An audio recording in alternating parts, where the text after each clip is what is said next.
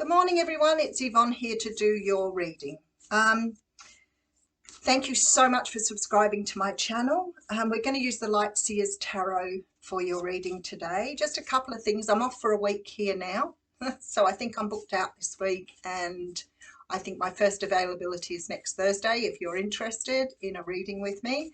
Other than that, it will be the following week from Tuesday, depending on how things go. But you can book via my website if you want to make sure that you've got one booked in at www.theaussiegoddess.com. I sometimes feel it's easier to do that way for you because you can work out what times are best for you. But please keep in mind, if you live in another state or you live in another country, it's possible we could have a time difference. So please keep in mind that you check the time differences first. I do have people booking all over the world and they seem to be able to work it out. So I use World Clock for changing time zones for people. So if that is the case, yep, you can check the time zones on there. Alrighty, anything else? I haven't had a chance to update my Facebook page with the fairs for this year, but again, I'm sort of a little bit busy at the moment, so hopefully get that done and update my page next week. The first fair we have is in Bathurst on the 19th of March, so if you are in that area, maybe reserve that date, but I'll put more information up as we get closer. All right, let's get into this reading. Oh, beautiful split. Okay, so we have the Seven of Cups coming out. Now, the Seven of Cups for me is the card of illusion, delusion, and confusion. So it depends on how it sits in the deck. For me, it's about a fantasy energy. So sometimes it can be a good thing that you're fantasizing about something. Other times that fantasy may not be, not that fantasies are realistic, but you may be thinking of something that is not ever possible. And it sort of creates a sense of confusion. I feel when we look at the traditional tarot, it probably has a better idea of what's happening, because in the original tarot, the cups are up and you can actually see what's in each cup, but you don't know when it's been offered to you. So it's the energy, that's the sort of energy that I'm probably feeling with this card. You know, sometimes we get offered something, but we don't know what to expect on the other side of that. And sometimes it can be good, sometimes it can be very favorable, other times it may not be what we expect.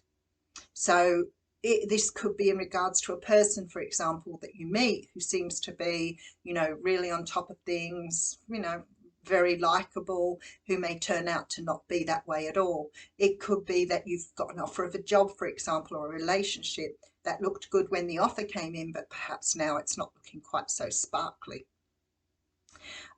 So when we're looking at that choice we're making, or we're looking at that fantasy or that desire, the idea is here, be careful what you choose, be careful what you pick, be careful what you wish for, because not everything is as it seems.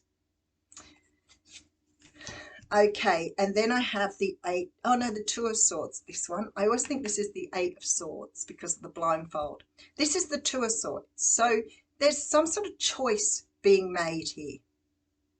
And the thing is with the Two of Swords, like the Eight of Swords, you're not really looking at it in a way that is really benefiting you, because for some reason here, you're looking at this choice, and maybe you do have a lot of choices.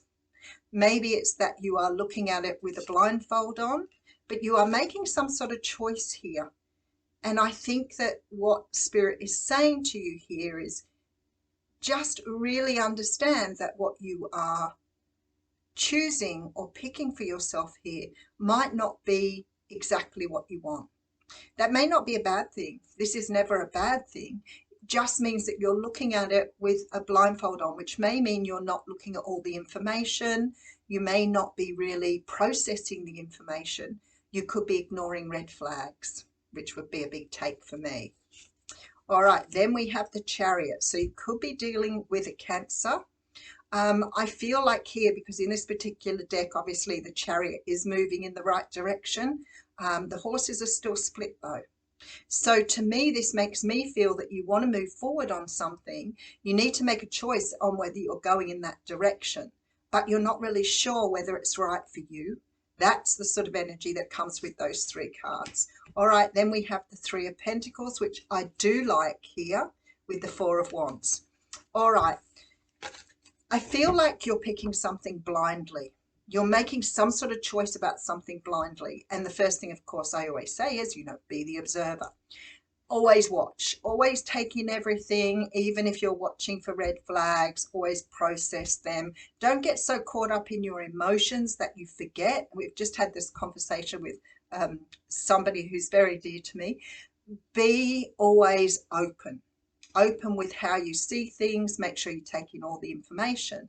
That doesn't mean you have to be really critical or really unfair to someone, or even yourself. What I'm saying is sometimes we look at things through rose-colored glasses, and especially if you've sort of expected or wanted something, you may be looking at it through this lens that you've created for yourself. So it could be fear, for example. It could be that you're so excited about something that you're overcome with that emotion. But just be aware that what you're choosing here, although it's going to turn out to be good by the looks of things, I can't guarantee it's what you're looking for. So I feel like here you're getting a real strong message here of be careful when you're choosing something, that you choose what's right for you. Okay, let's just get into this a bit further, because you've manifested something here. So the Seven of Pentacles is a card of planting seeds in the past that's coming to fruition. You're actually waiting for it. It is a card of patience. It is a card of biding your time. But something here you're creating from something some sort of desire you've put out to the universe. Could be a Scorpio too. A lot of water energy coming through again. We had that yesterday, lots of water, which means there's a heavy emotional weight on this particular situation. But this talks about death and rebirth. I think with the original deck, when you thought of death, that there's change coming. Something off has to die in order for something new to be born.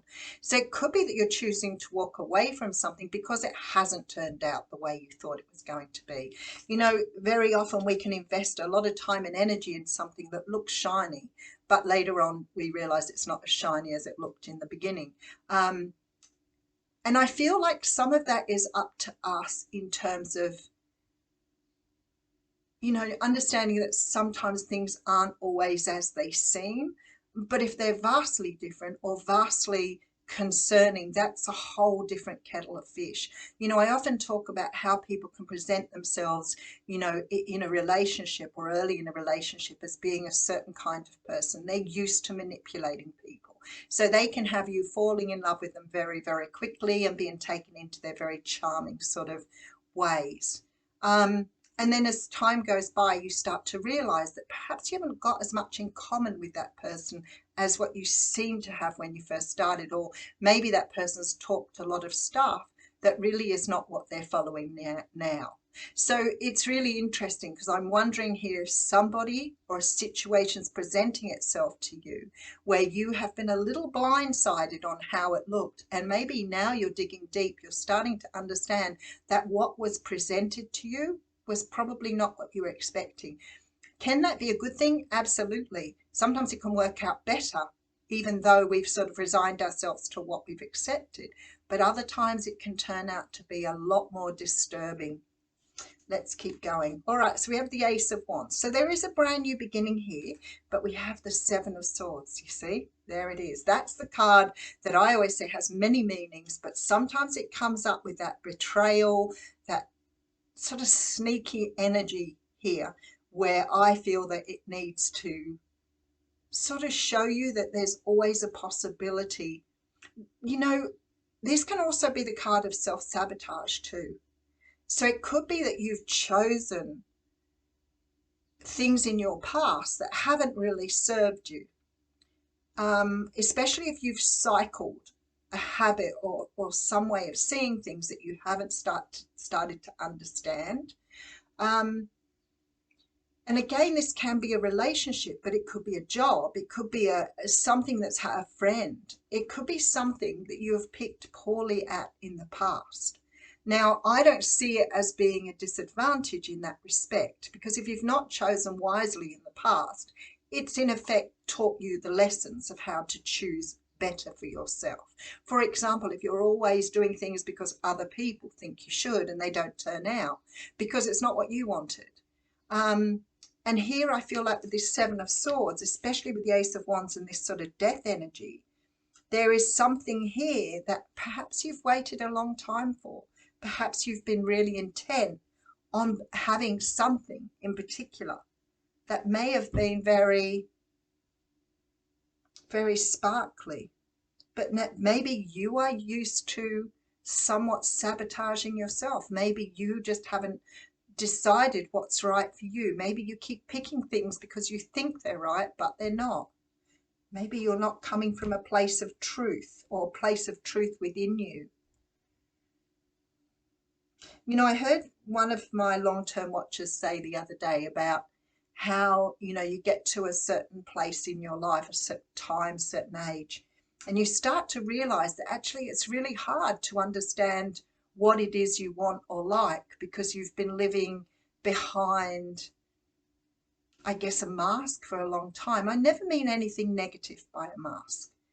A lot of us have been raised where we haven't had the chance to speak up or be true to who we are or feel comfortable or confident with what we want. So we tend to be people pleasers. And a lot of people wear that badge quite proudly. And I think I don't want to detract from the fact that it's lovely to do things for people. But sometimes you can be a doormat. Sometimes you can do so much that you're not used to saying no. The problem is one day when you get an opportunity to make a choice, all of that past impacts you and you don't know what you want. You don't know who you are. Biggest example for that is if you've been in a abusive relationship, you know, and you finally find the courage to leave, and the first thing that occurs to you is you've forgotten who you were as a person and you've got to find yourself all over again. I think that it would be really good to be born today, because I believe that, you know, some of the younger people I speak to are so much more aware and so much more in tune with who they are. Not that people don't still go through those things, but I feel like more people are being born with that awareness now, which I think is amazing. All right, so we have the Empress coming through here. Nice energy. Wow, with the Moon, middle row again, Queen of Swords coming through. This is definitely here about being able to understand who you are, being able to, I almost want to say, revere or praise that person that you are, because I feel like you're seeing that here. There is something within your emotional state that's coming to the surface. You know, I talked yesterday, and I will do it. I want to do a talk on our emotions and how we distort our emotions and we see everything through an emotional lens. Our emotions vary from person to person. What upsets you may not upset me because I have a different reaction because of my history. Here, it looks like here that you are really understanding how to work with that energy now, because you're coming up as the Queen of Wands. So to me, this is about the confidence that you hold deep within and the person you are deep within coming to the surface. Because the Moon tells me there's a lot of unprocessed emotion in many of you. So it may be that you've, good example. I had a person who was on my Facebook page yesterday and was talking about a relationship where they had been betrayed, and then proceeded to go on this tirade of anger and frustration and disappointment and whatever else, and could not understand how it had affected them. So let's put it this way. Something breaks down, something doesn't work out the way we would like it to, and we initially get angry, we get upset, we get frustrated, and we blame everything outside of ourselves. But I feel like some people, it takes a really long time to realize that those sort of emotions are damaging for you. They're not damaging the other person. They're not damaging the greater world. They are damaging you. And if you're that angry and upset, then there is a need for you to find forgiveness, even if it's about forgiving yourself for being, vulnerable, or for opening up, or for trusting. Because walking around with that level of anger and disappointment is not healthy for you. So finding some way to come to terms with that is what the healing is all about. It doesn't mean you have to forgive the other person. It doesn't mean you have to change your life. It doesn't mean any of those things. And there is no judgment from me.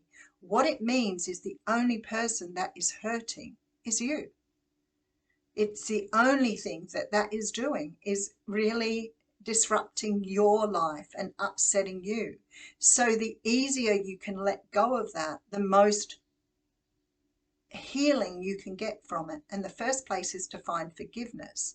If you find it hard to forgive the other person, that would be great. Once you get to that point where you can forgive them, to me, that's the greatest point to get to. But for a lot of people, they're so angry, forgiving someone else is just not part of their persona. So it's about forgiving yourself. And that's what forgiveness is all about. So before I get on to another, we got the Queen of Pentacles, so I'm going to just put the rest of the cards out. The Star. You are learning something very, very important on this journey. You are learning to let go of your traditional thoughts and beliefs and starting to see the world in a way that you're not looking through an emotional lens. Now, to me, there is something about to be presented to you here, which you have to make a decision on, but perhaps you're not looking at it the right way. So if you try to go into another relationship while you're still angry and bitter about the last one, that is going to create so many problems for you in the next relationship. And that's why we say don't take your baggage with you. Deal with your baggage before you go. Because if you've had a problem with trust or somebody's cheated on you, you are going to the next relationship with a very limited trust. And that means you've got to work on it within the relationship then. But some people come out of relationships, and that this particular person yesterday was doing just this. Everybody's a cheater. Everybody's like that. All the world wants to hurt me. I'm never letting go of this. I'm never going to date anyone again. And I was like, oh my goodness. What do you say to that? What do you say to somebody who's in that energy? Like, you can't sympathize with them. You're only feeding or enabling that negative sort of behavior. But that is real victim mentality right there. So what do you think will happen when that person goes out into the world unhealed like that? Is they're going to attract everything that they don't want, because that is their thought process. So very often you see people go out and jump into exactly the same relationship again. We've all done it. Somebody is coming through here with the Chariot. I feel like especially here that there is something here that is very much aligned with your soul contract. But the fact we have the Four of Wands here and the Hierophant here, which both talk about stability, building stability, I feel that there is a lesson that's going to be learned here, which is going to help you move forward on your path and be able to pick the right cup for yourself. And we can't always expect things to be rosy.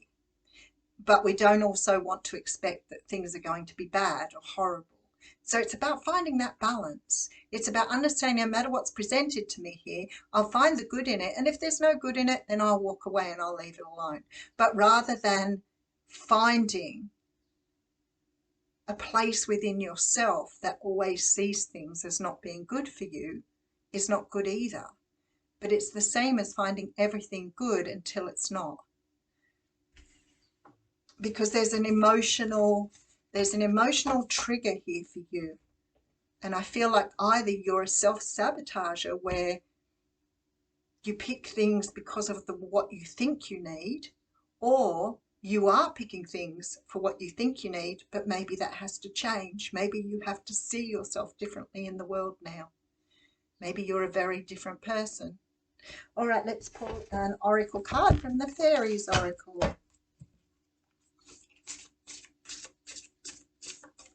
You know, I never, oh, Epona's Wild Daughter. I think we pulled this one before. So we're still working on the same cycle when that comes through.